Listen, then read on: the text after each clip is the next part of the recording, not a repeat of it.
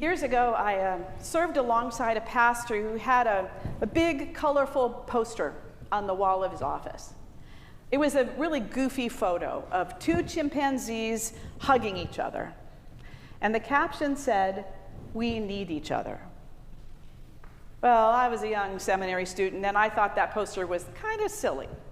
But of course it wasn't, because he explained that he kept those goofy chimpanzees on his office wall to remind him every day that in a faith community, and really in human community, we need each other. There might be times when we don't want each other, but we need each other. And it so happened that that year, as I was serving in that particular congregation, everybody needed the reminder. During that year, one of the families made a very serious accusation legally against another family in the congregation.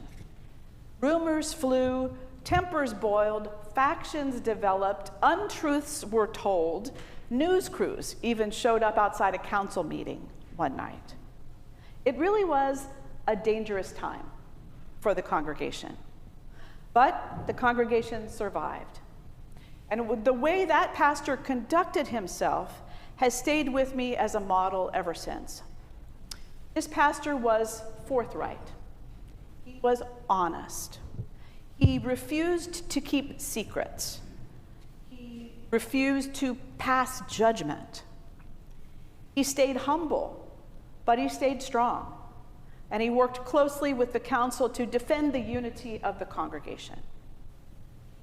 He was really wise to ask for help when he needed it. Help from the bishop, help from a therapist, a counselor, help from God in prayer. And he was also wise to take care of himself, his health. He even sprung for an Alaskan cruise with his wife, something they'd never done but always dreamed of. And it was meant to just preserve their sanity in the midst of the insanity. That congregation got through the conflict because its leaders believed that the community of Christ is something valuable, something that's worth protecting, even when it tests you to the limit. Christian community, like ours this morning, is something that we might take for granted, but really it's a unique gift, a precious gift from God.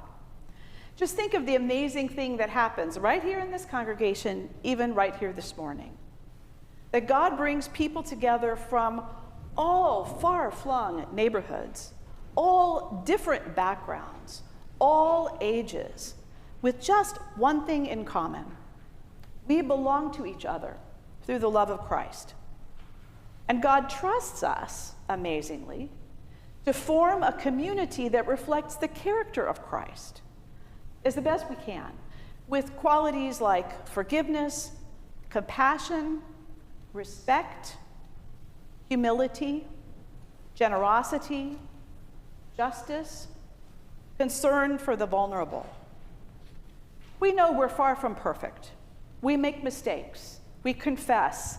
We forgive each other. We start again in God's grace. In this way, a church community can be a kind of holy training ground for human life.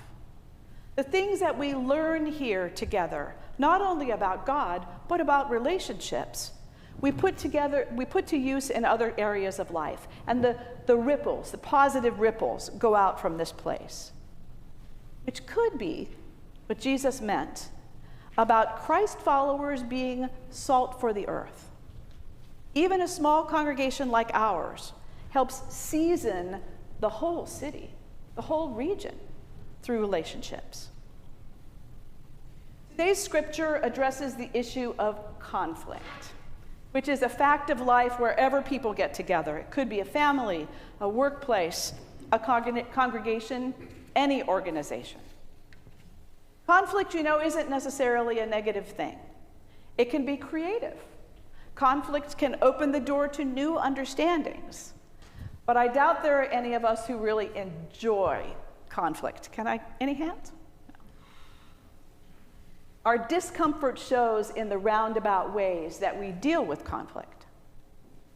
Some people deal with conflict by making a scene, just venting raw emotion, without weighing their words first. It's very expressive, but it's not constructive. Other people deal with conflict by just denying it, trying to go on as if nothing has happened, while all the time there's an untended sore festering beneath the surface of normal routine. Some of us deal with conflict by avoiding the other person, or even abruptly ending a relationship that's troubled, writing off a person, even a group, without making an attempt to heal the rift. It does seem to me that this is happening more often these days. In our society, relationships seem more fragile. We're polarized, politically and culturally. And we have a digital element that's going on too, that makes it difficult to form these face-to-face, complex relationships. It takes extra effort, I think, to keep friendships and communities strong, and it's worth the effort, for sure. It doesn't help when people deal with conflict in what might be the most destructive way. Talking behind someone else's back, gossiping around, maybe on social media, letting off emotional steam at the expense of somebody else. I had a former bishop who used to say, we don't confront the person we're having trouble with. Instead, we go and tell 2 or 3 of our friends, do you know what so-and-so did to me? But he said, Jesus didn't say, go tell everybody what that stupid jerk did to you. Jesus said, go talk to the stupid jerk about what they did. Essentially, that's it. That's what our scripture says. We're advised to seek out the other person and speak directly, face to face. Talking in private is meant to preserve their reputation, and maybe ours too. And it makes room for honest conversation. We're meant to be as forthright as we can be, as honest as possible, gentle but clear. Do your best to express your truth, even when it's uncomfortable, and likely it will be. It's a way of respecting the other person and also respecting yourself. By your actions, you're saying, I value our relationship enough to try to work things out. This whole interaction is meant to involve a deep kind of listening that will probably reveal ways each person needs to apologize, and each person needs to forgive. I find this to be such a practical and powerful teaching. I can't count the number of times I've put it into practice myself, both inside the church and outside the church. Never perfectly, often very clumsily, but I've never been sorry that I tried it. It takes courage to talk face to face instead of letting something fester. It takes courage to rise to the occasion when someone else approaches you with a concern. We recognize the sinking feeling that comes when we realize, I have hurt someone. I need to set things right. And we've all experienced times when we thought everything was fine. The waters were calm, all was well, only to be called to face a problem with a coworker or a marriage partner, a friend, a relative. We ask God for the courage and the maturity to make this kind of conversation become a holy habit for us. It can bring healing when we try to act in a spirit of honesty and respect, humility and love. Today's scripture does include verses about what to do when private conversation doesn't help. It doesn't resolve things. You're to enlist the help of others who are respected to address the situation. If necessary, bring a larger group together. Now, we've all heard difficult stories about somebody being judged or excluded or even shunned from a religious group. But that isn't the main focus here. The focus is on trying again to bring about reconciliation. That's where the effort is. Only as a last resort, does the Bible say, you could treat someone as a Gentile and a tax collector. What does that mean? What it really means is stay in relationship. Keep the door open. Always hope to reconcile, even though you may be distanced for a time. Jesus always kept the door open, especially to people like tax collectors that others had long ago given up on. And can we mention that Matthew, the purported author of this gospel, was a tax collector? He depended on that door being open. Well, there's a lot of good news we can take from this scripture. I personally find it very freeing to realize that making nice is not a Christian ideal.